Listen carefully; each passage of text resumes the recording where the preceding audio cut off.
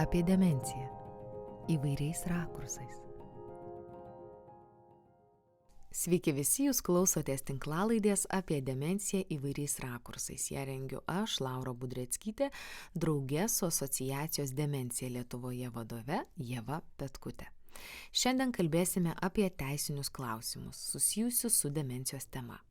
Kokie yra įprasti teisiniai iššūkiai, kai kalbame apie demenciją turinčių ar jų artimųjų teisės? Kokiais teisiniais mechanizmais padėti užtikrinti šių asmenų teisės? Kaip veikia išankstinis nurodymas, įgaliojimas, kada yra nustatomas veiksnumo ribojimas, kodėl svarbu sudaryti testamentą, na ir kaip visi šie teisiniai įrankiai veikia praktikoje, šiandien su mumis dalinsis teisininkė Simona Vilkelytė. Ne vienus metus dirbusi vaiko teisių apsaugos srityje, teismų sistemoje, na ir viena iš Simonos domėjimosi sričių būtent ir yra žmogaus teisės.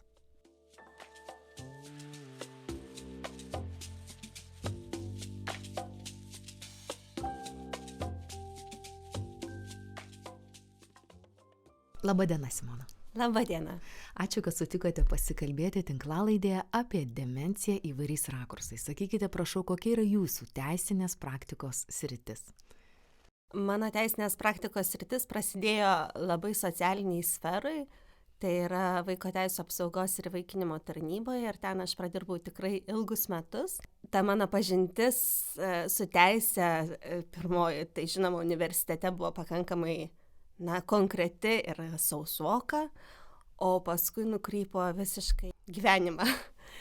Ir galbūt tai ir lėmė mano susidomėjimo tas sritis, daugiau apie žmogų, daugiau kaip teisė padeda reguliuoti tarpusavio santykius, kaip padeda žmonėms išsispręsti tas elementarias gyvenimiškas situacijas, nes tai ir yra tikrasis teisės tikslas – padėti, o ne kažkam kažką užkirsti, kliudyti ir skriausti. Na, o kaip susiklostė, kad susidomėjote teisiniais klausimais būtent demencijos temoje? Tai iš tikrųjų susiklostė gyvenimas, kad mano teta susirgo demencija ir jinai, kadangi Lietuvoje yra likusi visiškai viena, mes esam jos dukterėčios, bet iš principo jinai gyveno viena ir ilgą laiką tvarkėsi viena ir galbūt, daugelis turbūt žmonių, aš nežinau daug apie demenciją kaip apie ligą, tik tai tiek, kiek mačiau iš asmeninės susidūrimo patirties ir tai pakankamai per atstumą, nes jinai gyvena kitame mieste. Kai žmogus visą gyvenimą buvo savarankiškas, dirbo, išsilavinęs, gydytoja pati, faktas jai buvo sunku pripažinti, kad, jie turi problemų. Ir pagalbos jinai išvis nepriėmė. Ir galbūt tai buvo sunku, nes jinai gyveno viena, kitame mieste, socialinius darbuotojus jinai visus išvarydavo ir jai iš tikrųjų normalu, jai blogėjo ir ką daryti, tada atsitiko klausimas, o tai ką daryti? Ir viskas iš tikrųjų galim tikėti likimu, Dievu, nežinau, kas ko nori tas tuo tiki, bet susiklosto tiesiog aplinkybės taip ir vieną rytmetį, kaip visada per labą rytą, čia buvo rugsėjis, labai gerai prisimenu, pamačiau Ievą, demencijos vadovę, kalbančią apie asociaciją ir galvoju, tai jie gali žinoti atsakymus, ką daryti. Ir tiesiog parašiau ir tai prasidėjo tas mūsų toksai bendradarbiavimas. Tai kad tikrai būtų aiškiau, ką daryti, kur kreiptis, kaip apsibrėžti tam tikrose teisiniuose klausimuose. Kokie yra įprasti teisiniai iššūkiai, kai kalbame apie demenciją turinčių asmenų ar jų artimųjų teisės? Tai visų pirma, iššūkis turbūt yra tas, kad demencija sergantis žmogus jis netampa iš karto negalintis save prisižiūrėti, priimti sprendimus ir atlikti tam tikrus veiksmus. Bet jam kyla sunkumų. Tarkim, tvarkant elementarius mokesčių klausimus, finansinius klausimus, sveikatos klausimus.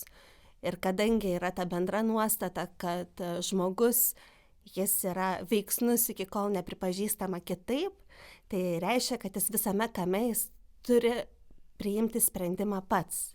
Tačiau ne visada galbūt jau gali tą padaryti. Ir tada ir susiduriame su problemomis, kai elementarius gyvenimiškus klausimus sprendžiant, pavyzdžiui, pasirašant sutartis, sumokant už butą, nueinant į banką ar dar kokius nors klausimus sprendžiant, tas žmogus, jisai, ne visada jau gali adekvačiai save atstovauti.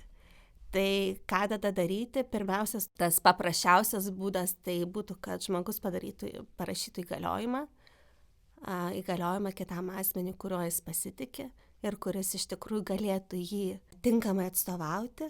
Ir vėlgi čia kyla įvairių problemų, tarkim, teisinių problemų, dėl to, kad įgaliojimus tvirtina notaras ir notaro pareiga yra įsitikinti asmens veiksnumu. Tai iš tikrųjų, toksai gaunasi kuriozas, nes kol žmogus nepripažintas neveiksniu, jisai laikomas veiksniu. Tačiau sandorius sudarant turi būti išreikšta tikroji žmogaus valia.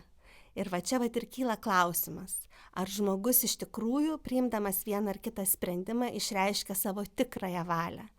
Ir ar jis gali išreikšti tokią savo tikrąją valią, ar jis iš tikrųjų supranta to savo priimamo sprendimo priežastis ir pasekmes. Ir jeigu notaras jam kyla abejonių dėl žmogaus suvokimo lygio, tai jisai gali netvirtinti to sandorio ir sakyti, nesutinku. Aišku, tada galima eiti pas kitą notarą ir žiūrėti, nes tai vėlgi yra subjektyvus kiekvieno notaro vertinimas. Ir iš tikrųjų, kai mes kalbam apie demenciją sergančius žmonės, tai turbūt kiekvienas susidūręs su šia liga pasakys, kad šeimoje, tarkim, namuose tas žmogus gali iš viso kalbėti vėjus, bet kai ateis koks nors gydytojas ar socialinis darbuotojas ar kas, tai gali vystyti labai protingą pokalbį apie politiką, apie savo patirtį profesinę ir taip toliau, ir visi į tave žiūrės kaip į trenktą, kad tu, žodžiu, darai iš žmogaus ligonį. Tai čia yra tas dalykas, tai lygiai tas pats ir pas notarą. Pas vieną nueis žmogus galbūt gero ūpo ir kalbės labai protingai, o pas kitą nueis ir iš vis sakys, kad nieko nesupranta nei kas, nei kur, nei kokia šiandien diena. Tai, yra turbūt didžiausia problema, kai mes kalbam apie demenciją sergančius žmonės, kad tu negali nuspėti, kaip jie šiandien elgsis ir kokie jie šiandien bus. Bet iš tikrųjų tas dokumentų sutvarkymas jis yra labai svarbus, nes jis visų pirma palengvina sprendimą pačiam sergančiajam ir kartu su juo esantiems. Taip. Kokie veikia teisiniai mechanizmai, padedantis siekti žmonių, kuriems pasireiškia demencija, ar jų artimųjų teisių užtikrinimą? Tai teisiniai mechanizmai visų pirma yra įtvirtinta ta asmenų lygybė. Tai yra, kad visi yra lygus prieš įstatymą ir visi tai turi omeny tiek sergantis, tiek ir juos prižiūrintis, jais besirūpinantis. Ir sergančiųjų ta lygybė prieš įstatymą turbūt pasireiškia tuo, kad mes turim visų pirma suteikti pagalbą žmonėms, pagalbą priimti jiems patiems sprendimus, kiek galima labiau. Ir taip mes dabar turim ir tuos vadinamus atskirus institutus, tą vadinamą pagalbą priimti sprendimus, kur irgi pas notarą sudaroma sutartis su kitu asmeniu, kad jisai bus būtent tas, kuris atstovaus ir padės priimti sprendimus ligą turinčiam žmogui. Aišku, ta praktika pas mus dar yra nelabai išvystyta, dėl to, kad vėlgi susiduriam su ta pačia problema, įstatymas įtvirtina, kad pagalba priimti sprendimus, tą sutartį gali sudaryti tik veiksnus asmuo, toj srity veiksnus asmuo. Tai jeigu notaras suabejos to žmogaus valia tikrąja, ar tikrai žmogus taip galvoja, tai jis ir netvirtins tokios sutarties. Tai čia visą laiką yra tas toksai balansavimas, kada tai yra riba ir kada tai yra iš tikrųjų tikroji valia žmogaus. Bet manyčiau, kad, žiūrint, tarkime, tą pačią teismų praktiką, tai matyti, kad notarai jie irgi dabar vertina tikrai kur kas plačiau ir tas jų požiūris į žmogų turinti psichikos sutrikimų irgi keičiasi ir tikrai nebėra taip, kaip galbūt buvo prieš 20 metų. Kaip buvo jūsų asmeninė situacija, kai padėjote savo tetai? Tai visų pirma, iš tikrųjų mano teta turi labai gerą žentą, kuris nors ir gyveno užsienyje, bet jis ją labai rūpinosi ir rūpinasi po šiai dienai. Mirus mano tetos dukrai, jisai ir toliau kaip yra šalia. Ir jisai buvo tas žmogus, kurį jinai įgaliojo tvarkyti jos visus tuos turtinius klausimus. Ir jis tikrai su to puikiai tvarkėsi, bet būdamas toli, jis negalėjo užtikrinti, tarkim, tos kitos pagalbos. Kaip minėjau, teta socialinių darbuotojų nepriėmė, kas galbūt būtų jai padėję, bet jai atrodė, kad jinai gali pati, susitvarko. Atsitiko kaip atsitiko, kad teta pasiekiau tą kritinę sveikatos būklę, kai tiesiog aš ją greitai vežiau į ligoninę. Ir iš ligoninės jau nebegrįžo namo. Iš tikrųjų vyko pokalbė kelis metus su ją apie tai, kad tu negalėsi viena gyventi, nes tau bus sunkiau ir tiek dėl amžiaus, tiek dėl sveikatos. Bet jinai kategoriškai atsisakydavo tiek, kaip minėjau, priimti kažkokią pagalbą į namus, tiek apskritai galvoti apie išvažiavimą į kitus namelius. O, kaip pasakau, kaip pabūni blogesnėm sąlygom, tada atrodo, kad gal nėra taip blogai tie nameliai, nes ligoninei labai nepatiko. Ir čia vėlgi yra problema, nes, tarkim, slaugos skyriui tu gali būti 3 mėnesius. O po 3 mėnesių man pačiai visą laiką buvo tas laiko matas, ką daryt. Nes jinai viena nebegali grįžti. Aš pas save jos pasimt, ir nenoriu ir negaliu. Ir tada, klausimas, tai ką daryti. Ir tas laiko matas irgi yra labai svarbus. Ir didžiausia galbūt teisinė problema yra ta, kad tu negali žmogaus išvežti, pavyzdžiui, senelių namus be jo sutikimo. O jeigu žmogus nesutinka, tai ką daryti tada? Tai čia yra turbūt didžiausia problema.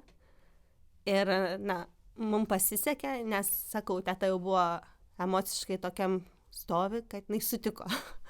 Bet paskui gailėjosi, sako, be reikalo, aš tau ten pasirašiau. Bet, kaip, tai buvo mums kaip išsigelbėjimas visiems. Bet jeigu žmogus nesutinka, tai tada kelio atgal nėra, yra tik vienas kelias, tada siekti to neveiksnumo nustatymo, kas jau irgi yra pakankamai, ir ilgas, ir sudėtingas procesas, ir jis vėlgi neišspręs visų klausimų tau taip greit. Ir ar visada iš tikrųjų yra būtina nustatinėti neveiksnumą tam tikrose srityse, jeigu tu gali susitvarkyti kitaip. Aišku, čia, pavyzdžiui, jeigu kalbėsim apie sveikatos sritį ir tos sutikimus, yra tas atstovavimas pagal pavedimą, kur žmogus gali įgalioti tam tikrą asmenį, jį atstovauti ir padėti už jį priimti sprendimus sveikatos srityje. Tie yra sprendimai, tokie galimybės. Bet vėlgi, kai mes kalbam apie sergantį žmogų, nežinau, kaip iš tikrųjų čia medikai tegul aiškina, aš nesikišiu į tuos jau medicininius paaiškinimus, bet iš savo asmeninės patirties, ką mačiau ir matau, kad tada labai daug įsijungia tokių dalykų: nepasitikėjimas, įtarumas, tokia baimė ir tie dalykai, kur tu atrodo žmogui nori paaiškinti viską kaip yra, kad jis suprastų ir kad tikrai čia yra geriausi sprendimai, kuriuos mes galim priimti, bet žmogus nepasitikė. Ir tuomet, yra tikrai pakankamai sunku. Ir dar kitas yra dalykas, pavyzdžiui, dėl to paties apgyvendinimo nameliuose, tai man pačiai būdavo visą laiką toksai pakankamai, galbūt psichologiškai sunkus dalykas, išvežti ir palikti. Ir tikrai buvo sunku išvežti ir palikti, bet plus, kai demencija sergantis žmonės, aš paskui, kai taip pakankamai paviršutiniškai, aišku, bet supratau, kad matyt, čia jiems tiesiog būdinga, kad jie visi nori namo, net ir gyvendami savo namuose, jie vis tiek sako, noriu grįžti namo. Bet tą visą laiką girdėti, kad noriu grįžti namo, tai čia dar irgi labai svarbus momentas, kaip atsiriboti, kaip nepriimti to savo kaip kaltės, kad tu kažką ėmei, uždarei ir padarai blogiau. Tai čia yra tie dalykai, kurie nelabai gal susijęs su teisė, bet jie yra iš tikrųjų irgi pakankamai svarbus, nes jeigu kalbėsim apie teises, tai lygiai taip pat ir sergančiojo artimieji, jie lygiai taip pat turi teisę gyventi, kaip aš sakau. Ir bet tas interesų suderinimas ir yra turbūt didžiausias iššūkis, kuris kyla visose gyvenimo srityse. Prisidėjote prie asociacijos Demencija Lietuvoje rengiamo aprašo apie demenciją turinčio asmens atstovavimą. Tai teisiniu aspektu, kaip paaiškintumėte, kas yra įgaliojimas, kaip jis suteikiamas, kokia jo trukmė, ar galimas jo panaikinimas. Dabar taip konkrečiai apie įgaliojimą. Tai įgaliojimas, kaip ir minėjau, yra dokumentas, kai įgaliotojas paskiria asmenį, kuriuo jis pasitikė, kad už jis priimtų tam tikrus sprendimus. Tai gali būti tam tikriems teisiniams veiksmams atlikti, gali būti tam tikram laikui sudarytas įgaliojimas ir panašiai. Tai iš tikrųjų labai svarbu, kad įgaliojimas yra pasitikėjimo santykis, tai yra, kad aš įgalioju asmenį, kuriuo pasitikiu, ir tai nebūtinai turi būti artimas giminaitis ar ten koks šeimos kitas narys. Antras dalykas, kad įgaliojimas visada turi būti sudaromas tam tikram laikui, jis negali būti neterminuotas, bet kalbant apie trukmę, tai vėlgi įgaliojimo trukmė jinai gali būti apibrėžta tam tikra data konkrečia, įvykiu arba tam tikrų veiksmų. Tai vėlgi praktikoje girdim, kad dažnai notarai sudaro įgaliojimus tik tai 10 metų. Ir tai nėra įtvirtinta įstatymu, toksai terminas 10 metų įgaliojimo trukmė, jis gali būti tikrai ir ilgesnis. Bet svarbu, kad būtų numatytas kažkoksai tai laiko matas. Tai pavyzdžiui, vienas iš variantų galbūt galėtų būti, kad aš įgalioju asmenį mane atstovauti iki, tarkim, aš būsiu pripažintas neveiksniu. Nors galbūt skamba nelabai gražiai, bet, tarkim, tai galėtų būti kaip viena tokia iš galimybių, jeigu ypač mes kalbam apie jau demenciją sergančio asmens atstovavimą, kai bet kuriuo atveju jo kelias eina link to, kad pasieks greičiausiai tą ribą, kai nebesupras jau savo veiksmų. Čia yra iš tikrųjų svarbu įgaliojimą pasirašyti kiek galima anksčiau, kol dar žmogus iš tikrųjų yra nuovokus ir gali palengvinti savo paties turtinių, finansinių ir kitų reikalų tvarkymą. Dar kitas labai svarbus aspektas, kad dažniausiai įgalioja vis tiek kažkokią artimą žmogų. Tas įgaliotinis, jisai turi visą laiką veikti taip, kad išvengtų interesų konflikto su atstovaujamuoju.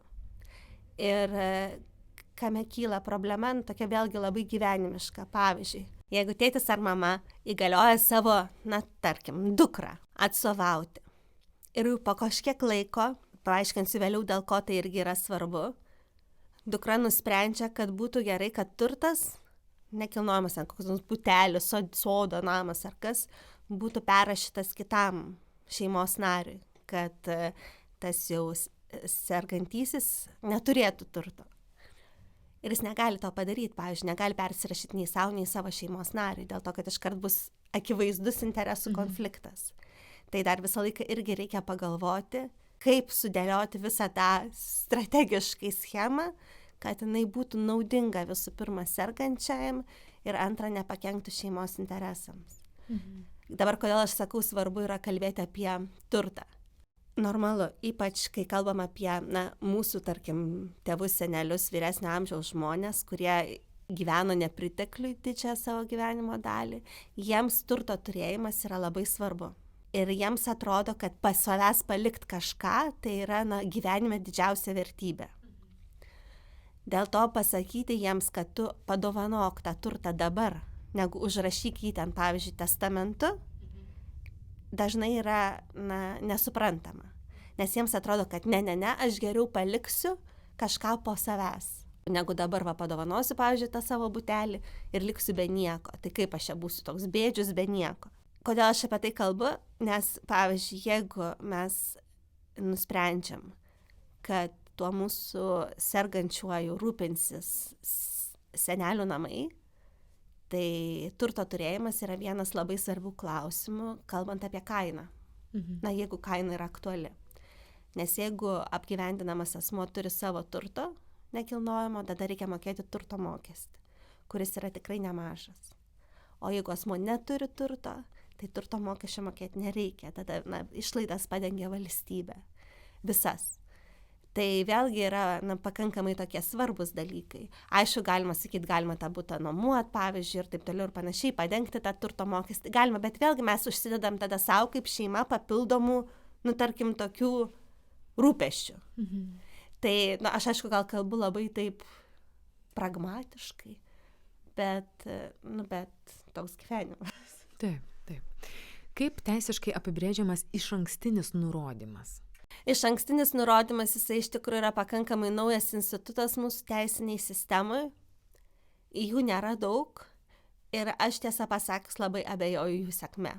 Pasakysiu kodėl. Kam yra iš viso skirtas išankstinis nurodymas?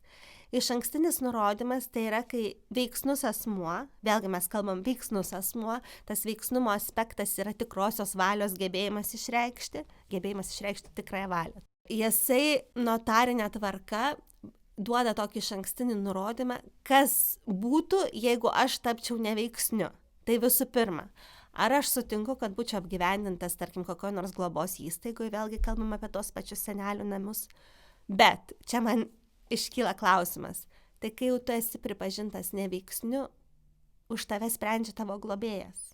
Tai tu nori ar nenori, jau globėjas priims už tave sprendimą. Ir tarkim, jeigu tu išankstiniam nurodyme nurodysi, kad tu nenori būti apgyvendintas senelių namuose, tai ką tai reikš? Kad tavo globėjas, tarkim, artimasis kažkoks giminaitis, jis negalės tavęs apgyvendinti senelių namuose. Tai ką jis tada turės daryti? Čia daugiau yra galbūt skirta tiems atvejams, kai, pavyzdžiui, labai patiko vienų mokymų metu pasako apie patirtį Vokietijoje su išankstiniais nurodymais. Tai yra ten išankstinis nurodymas skirtas būtent apsaugoti sergančiuosius. Tai yra pripažįstant, kad jie yra, iš tikrųjų gebantis priimti savo sprendimus, kai jie yra tos geros sveikatos būklės, bet kad to būklė gali keistis, priklausomai nuo įvairių aplinkybių. Tai tarkim, aš būdamas šiandieną nuovokus, aš parašau, kad kai man bus krizė, aš sutinku, kad mane patalpintų į ligoninę. Nes kai man yra krizė, aš galiu draskytis ir sakyti, aš nenoriu, nevažiuosiu. Ir kadangi sutikimas yra būtinas, tada realiai atsiranda kliūtis hospitalizuoti žmogų priverstinai. Bet jeigu mes turim išankstinį tokį kaip nurodymą, tai vadinasi, žmogus, būdamas nuovokus, jisai sutiko. Išsisprendė. Tai čia yra daugiau skirti tiems atvejams išankstiniai nurodymai. Tuo tarpu pas mus sistemoje jisai pradeda veikti tik tai tada, kai žmogus tampa neveiksnus. Tai reiškia, kad iki to dar yra labai ilgas kelias, kur žmogaus teisų atstovavimas jisai gali kelti problemų pačiam žmogui, sergančiajam. Nes, tarkim, išankstinis nurodymas, tai kaip sakau, ar sutinki būti apgyvendintas kažkokioje įstaigoje, kas nori, kad būtų paskirtas tavo globėjų, arba kas nori, kad nebūtų paskirtas tavo globėjų. Tai yra tokie numatymai į savo, tarkim, priežiūros į ateitį, kaip tu nori, kad būtų tvarkomas tavo turtas, kas jį tvarkytų ir taip toliau. Kai jau tu būsi neveiksnus. Bet tai reiškia, kad tas išankstinis nurodymas pradės veikti tik tada, kai jau bus patvirtintas tavo neveiksnumas tam tikrose srityse. O taip jisai yra, tiesiog valios išreiškimas šiandieną, neturintis jokios realios teisinės galios. Kokia pagalba gali būti suteikta priimant sprendimus susijusius su testamentu ar veiksnumo ribojimu? Dabar testamentas, kaip ir sakiau, yra irgi labai svarbus dokumentas, kuris iš principo net nepriklauso nuo asmens sveikatos būklės. Turbūt mes visi turėtumėm jį sudaryti, bet aš pati dar irgi neparašiau. Kodėl? Dėl to, kad kai, vis tiek visi baigsim ten pat ir visi išeisim, kai yra testamentas, tada vadinasi, mes patys sprendžiam, kaip ir kokį turtelį norim kam paskirstyti. Jeigu testamento nėra, tada visas paveldimo turto paskirstymas vyksta pagal įstatymą. Tai yra valstybė yra nusprendus, kaip jos manymu vidutinis mirtingasis turėtų paskirstyti savo palikimą. Tai yra pirmiausia vaikams, jeigu jų nėra, tada tėvams, anūkams, ir taip toliau. Yra ten tos eilės, kurios turi teisę paveldėti. gyvenimegi susiklostyti gali įvairios situacijos. Pavyzdžiui, galim neturėti mes artimų santykių su savo vaikais, arba galim turėti ne su visais vaikais artimą santykį. Galim turėti artimesnį santykį su savo broliais, seserim negu su tėvais. Nu, yra visokių gyvenimiškės situacijų. Arba galime, pavyzdžiui, būti iš tikrųjų, ar turėti glaudesnį ryšį su kaimynais, kurie mus prižiūri ir mumis rūpinasi, ir galbūt mes jiems norėsim palikti ten savo tą trobelę ar kažką, kame gyvename. Tai yra daug įvairių gyvenime situacijų, dėl to testamento tvirtinimas, kol tu dar esi pakankamai nuovokus ir galintis priimti sprendimą, yra svarbus momentas. Jeigu žiūrėsime teismų praktiką, tai daugiausia ir yra ginčių būtent dėl testamentų. Tai yra, kai jau žmogui mirus, jo artimi giminaičiai pradeda ginčyti jo valią, sakydami, kad jis buvo nenuovokus priimti tokį sprendimą. Ir ginčina artimieji giminaičiai, kurie pagal įstatymo eilę jie būtų pirmesni paveldėti. Ir jie nesutinka. Tai vis dėlto dažniausiai, turbūt galima sakyti tokį žodį dažniausiai, teismai labai atidžiai vertina, aišku, tas vertinimas yra labai sunkus, nes tai yra tik jau tos vadinamas pomirtinės medicininės ekspertizės, liudytojų parodymai ir panašiai, bet teismai vertina labai atidžiai ir jie vertina ne tik tai žmogaus tą sveikatos būklę, bet jie vertina ir jo visą gyvenimo situaciją, būtent ryšius su artimaisiais, ryšius su kitais žmonėmis, kuriems jis, tarkim, paliko tą turtą. Nu, žiūri, ar apskritai jo to palikėjo gyvenimo aplinkybėse, toksai jo sprendimas buvo tikrai pakankamai realus, o ne šiaip tik tai, kad gimė mintis ir pasirašiau tokį testamentą. Tai iš tikrųjų užsienio šalyse labai keliamas klausimas dėl demencija sergančių žmonių teisių pažeidimų, būtent tuo aspektu, kad jie dažnai gali tapti manipulacijų aukomis. Tai yra žmogus, būna, tarkim, užgyvenęs, turintis daug turto, įmonės, dar kažką, jisai dar gali pilnai atrodyti, kad veikia, kaip ir minėjau prieš tai, nes jisai gali eiti darbą, priiminėti sprendimus ir tik kartais atrodys, kad kažkur prasilenkia su realybė. Bet tada visada atsiranda mokančių pasinaudoti. Jie gali tapti, prarasti, tarkim, artimesnį galbūt ryšį su savo aplinka, su šeima, kuri norės jais pasirūpinti, o jiems atrodys, kad jie dar pilnai gali veikti patys. Ir tada atsiras koks nors geradaris arba geradarė, kuri labai supras, paglostys, palaikys, išgers arbatos puodelį kartu ir tuo pačiu sužais, kad tau būtų paliktas turtas. Šitą klausimą ypač kelia, kaip ir minėjau, užsienio šalių praktikai, kaip užbėgti tam kelią. Na ir kokios tos įžvalgos, kaip užbėgti? Kaip užkirsti tam kelią. Visų pirma, tai kaip ir minėjau, tai tada reikia laiku pastebėti, kad žmogus turi problemų. Laiku pastebėti ir, kaip ir minėjau, visi kalba apie tą patį, tai yra įgaliojimų tvirtinimas. Taip. Laiku pastebėti, tai čia vėlgi nekalbam apie teisę, bet grynai apie žmogiškus santykius. Nes laiku pastebėti ir gali tik tada, jeigu tu bendrauji. Tai vadinasi, pirmiausia, kad turim daryti, tai bendrauti vieni su kitais, kad matytumėm, kad žmogui jau ne visiškai galbūt visada yra gerai. Mano teta, pavyzdžiui, mėgsta ir dabar pasakyti, žinai, aš jau visai nieko nebeprisimenu. Bet jeigu dar prisimenu, kad neprisimenu, tai dar nėra taip blogai. Ir tai yra iš tikrųjų tiesa. Tai yra tokios gyvenimo įdomybės. Taip. Na, o veiksnumo ribojimas, tam, kad klausytojai suprastų. Taip, veiksnumo ribojimas tai jau pirmas dalykas, kad jau to bus 10 metų nuo tos reformos, kai veiksnumo mes neribojam, kai anksčiau būdavom pripažintama apskritai žmogus neveiksniu ir taškas. Dabar veiksnumas ribojamas yra tam tikrose srityse. Tai yra, žmogus gali būti neveiksnus, pavyzdžiui, sudaryti santuoką, jis gali būti neveiksnus, spręsti galbūt savo turtinius klausimus, bet tai nereiškia, kad jis bus neveiksnus priimti buitinius sprendimus. Tai yra daug įvairių aspektų. Tai neveiksnumas vėlgi yra tie 2 pagrindiniai kriterijai. Tai yra medicininis, tai yra psichinės sveikatos būklės nustatymas, ir kitas yra vadinamas juridinis, tai vėlgi kiek žmogus yra pajėgus suvokti ir išreikšti tą savo tikrąją valią ir priimti pats sprendimus. Tai medicininį tą kriterijų nustato, žinoma, kad gydytojai, ekspertai. Ir čia yra vėlgi pagrindinis dalykas, kad visada kreipiantis į teismą dėl neveiksnumo nustatymo bus skiriama medicininė ekspertizė. Dėl to vėlgi planuojant laike reikia tą paskaičiuoti, kiek tai gali užimti laiko.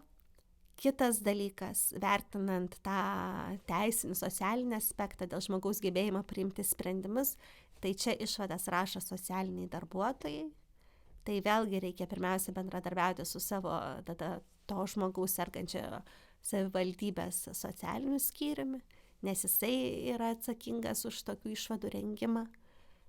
Ir kai jau surenki tą visą dokumentų paketą ir kad jau manai, kad iš tikrųjų tai būtų geriausia išeitis sergančiajam ir geriausia jam pagalba, tuomet kreipiesi į teismą dėl neveiksnumo nustatymo.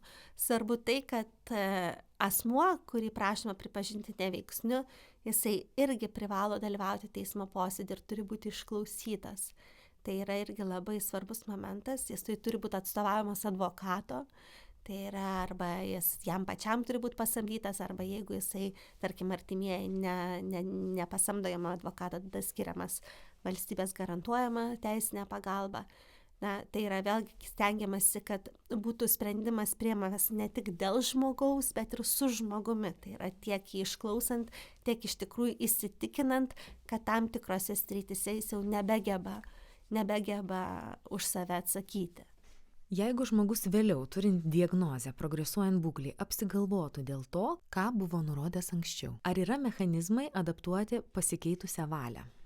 Tai visada valia yra pirmas dalykas, tiek tvirtinant įgaliojimą, testamentą, tiek išankstinį nurodymą ar pagalbą priimant sprendimus. Tai jeigu pasikeičia žmogaus valia ir jis yra pakankamai, tarkim, nuovokus, tai jis visada gali pakeisti, atšaukti, panaikinti tos savo duotus prieš tai nurodymus, įgaliojimus ir taip toliau. Tai vėlgi žmogus yra laisvas spręsti ir tvarkyti savo gyvenimą pats, kiek jisai gali dar pats jį tvarkyti. Ir tas pats įgaliojimas, jisai netenka galios, kai žmogus tampa neveiksniu, nes tada jau įsijungia globėjo mechanizmas ir globėjas tampa pagrindiniu atstovu ir turto administratoriumi ir taip toliau. Išankstinis nurodymas, kaip minėjau, pradeda veikti tik tai, kai asmuo tampa neveiksniu. Tai yra daug visokių tokių dalykų, bet iš tikrųjų reikia nebijoti juos spręsti laiku. Liga, jinai gali progresuoti ilgai, jinai gali progresuoti greitai. Ir taip, mes visi tada būnam šokę galbūt, ką daryti, kaip elgtis ir panašiai. Svarbiausia atrodo pasirūpinti žmogaus, tą fizinę gerovę, bet, iš tikrųjų reikia nepamiršti ir tų teisinių dalykų, nes jie paskui gali būti viena didžiausių kliūčių tiek padėti sergančiajam, tiek patiems, kaip pasakyti, pasirūpinti tinkamai savim.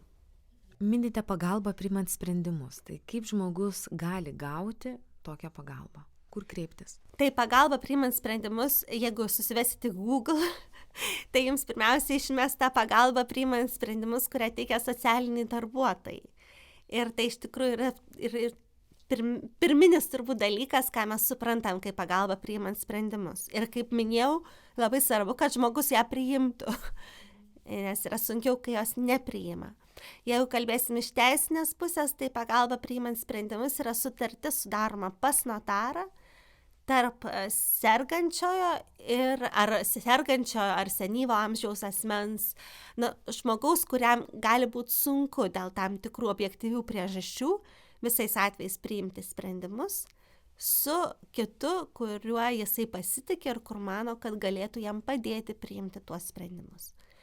Tai čia yra pagrindinis tokios sutarties tikslas. Ir ta pagalbos priimant sprendimus sutartis, jinai yra negalę turinčių, psichikos negalę galbūt tai būtų galima išreikšti, turinčių asmenų integracija. Dėl to, kad tai reiškia, kad jie nėra pripažįstami neveiksniais, bet jiems yra suteikiama parama ir palaikymas ir vedimas tas priimant sprendimus. Tai yra, kad, kaip jau ir minėjau, sprendimas priimas ne dėl jų, o su jais kartu. Kaip nebijoti kreiptis pagalbos artimiesiems, kai jų šeimos narys susiduria su iššūkiais ar problemomis? Nes neveiksnumas tam tikroje srityje nėra gėda, o tik pagalbos sergančiajam ir jį prižiūrinčiam. Tai kaip nebijoti kreiptis tos pagalbos? Ką jūs patartumėte? Labai svarbu atkreipti dėmesį į tai, kad, kaip minėjau, sergantis žmogus, jisai gali pirmą tapti manipuliacijų auka. Antras dalykas, jisai gali sudarinėti, pavyzdžiui, greitųjų kreditų sutartis. Nes jam atrodys, kad šiandien jam reikia, rytoj jisai jau vėl pamirš ir vėl eis to paties, ten, ką žinau, televizoriaus 10 pirkti. Tai yra daug tokių dalykų, iš tikrųjų paprastų atrodo buitinių, kurie gali paskui labai apsunkinti gyvenimą tiek pačiam sergančiam, tiek jo šeimos nariams. Dėl to įvertinus visą tą situaciją ir žmogaus būklę, reikėtų būti turbūt kritiškiams pakankamai. Aišku, pirmiausia pasitarti su medikais, ar jau yra pasiekta ta riba, kai kelio atgal nėra. Vėlgi, kelio atgal aš galbūt per daug vaizdžiai pasakiau, nes net ir pripažinus asmenį neveiksniu tam tikroje srityje, visada tas sprendimas gali būti peržiūrėtas ir pakeistas, jeigu žmogaus būklė gerėja. Bet kai kalbama, aišku, apie demenciją sergančiuosius, jų būklė vargiai gerės, jie tik progresuos į tą blogesnę pusę. Tai kreiptis iš tikrųjų visada reikia ir, kaip sakiau, pirmiausia į medikus, antras dalykas į savivaldybės socialinius darbuotojus, nes jie vertina būtent tą socialinę sritį, ar žmogus jau iš tikrųjų negeba priimti sprendimų tam tikrose srityse. Ir tada į teisininkus, kad jie padėtų suruošti dokumentus teismui ir užtikrintų tą tinkamą tiek besikreipiančiojo, tiek ir sergančiojo atstovavimą. Simona, jūs turite asmeninę patirtį su demencija, taipogi ir profesinę patirtį. Kaip šiame buvime su demencija nepamiršti savęs? Kaip kiekvienas turi teisę gyventi? Tad aukoti savęs tik sergančiojo priežiūrai vargu ar visada yra geriausias pasirinkimas? Ką jūs pakomentuotumėte? Čia labai subjektyvu. Ir kiekvienas žmogus priima sprendimą pagal save. Taip turbūt reikėtų pasakyti. Man atrodo, kad svarbiausia yra pasirūpinti tinkamą sergančiojo priežiūrą, kad jis gyventų oriai. Ir tas gyvenimas oriai, tai yra, kad jam iš tikrųjų būtų užtikrintos geros gyvenimo sąlygos, gera sveikatos priežiūra, bendravimas su kitais žmonėmis. Ir tuo pačiu aš, tarkim, artimasis, galėčiau jo irgi tą draugiją sergančiojo džiaugtis, o ne tik kankintis. Nes, įsivaizduokime, jeigu aš visą laiką turiu būti 24 valandas su sergančiuoju, galiausiai turbūt nebebūsiu aš jau tą labai gera draugija tam sergančiam, nes mane jis pradės erzinti, irgi aš pradėsiu pykti. Ir tuo pačiu vėl jausiuos kaltas, kad šitaip elgiuosi, nes jisgi tai vargšas, o aš čia turiu būti stipresnis, geresnis ir panašiai. Tai yra daug tokių dalykų. Bet, sakau, čia yra kiekvienam asmeninis sprendimas ir jis tikrai nėra lengvas. Ir vėlgi aš negaliu žinoti, kaip aš pasielgčiau, jeigu tai būtų, pavyzdžiui, mano mama, o ne teta. Tai vėlgi, ar aš iš tikrųjų tada būtų mano pirma idėja senelių nameliai, nežinau. Tai yra daug tokių asmeninių aspektų, bet iš tikrųjų aš manau, asmeniškai, kad kiekvienas mes turim teisę gyventi. Ir tikrai sergantysis, jisai, jeigu būtų sveikas, jisai nepasakytų, ačiū tau, kad paaukoji save dėl manęs. Kalbant apie pagalbą, čia prieš mūsų pokalbį paminėjote senelių darželius kaip po idėją. Tai dabar senelių darželiai, senelių namai, pagalba į namus. Čia galim tiesiog pafantazuoti, ar ne? Kas tai yra? Kas tai yra, kokia tai galėtų būti Ir pagalba. veikia. Ir aš tai esu ta, kur daug kalba, mažai daro. O iš tikrųjų yra žmonės, kurie daro. Ir senelių darželiai veikia. Ir senelių darželiai, jie ir yra tokia vieta, kur pabūti kartu, veikti, tam tikras veiklas daryti. Nes didžiausia turbūt problema ir yra senyvo amžiaus žmonių, kad jie lieka vieni. Kad jie lieka vieni, jie neturi su kuo bendrauti, jie neturi su kuo dalintis, nes jų artimieji, jie užsisukę savo gyvenimo rutinose ir grįžta vakare po darbo, ar viskas gerai, pavalgiai, pažiūrėjai, tvarka, susiprauskime iki miegoti, taškas. Tuo tarpu visas tas socialinis gyvenimas lieka užmaršty. Tai senelių darželiai ir yra ta viena iš išeičių, kuri padeda žmonėms bendrauti.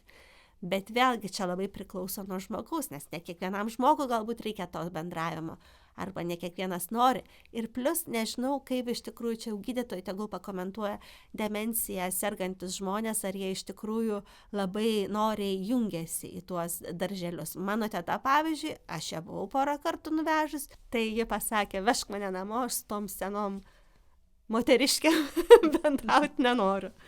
Taip.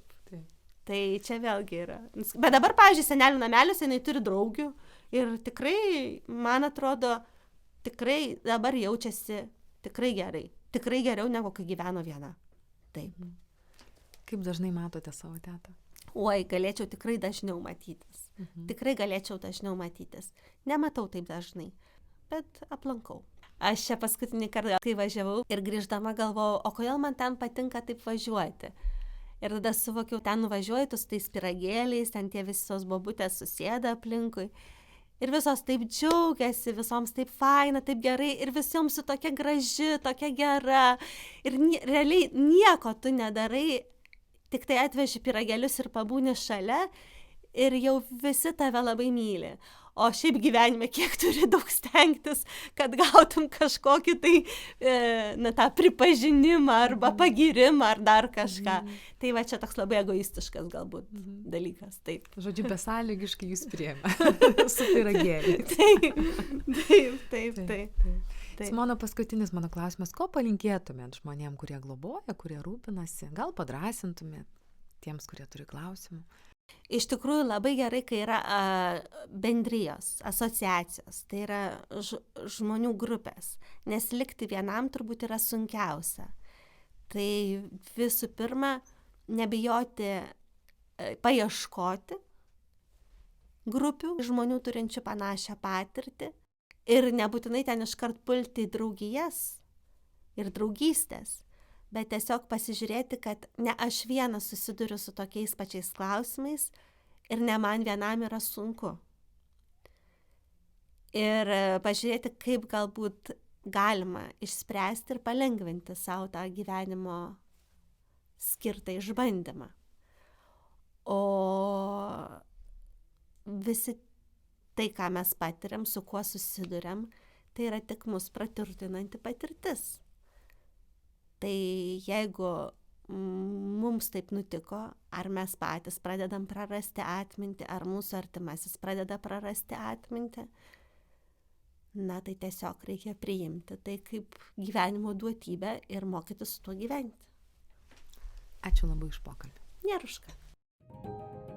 Apie demenciją įvairiais rakursais.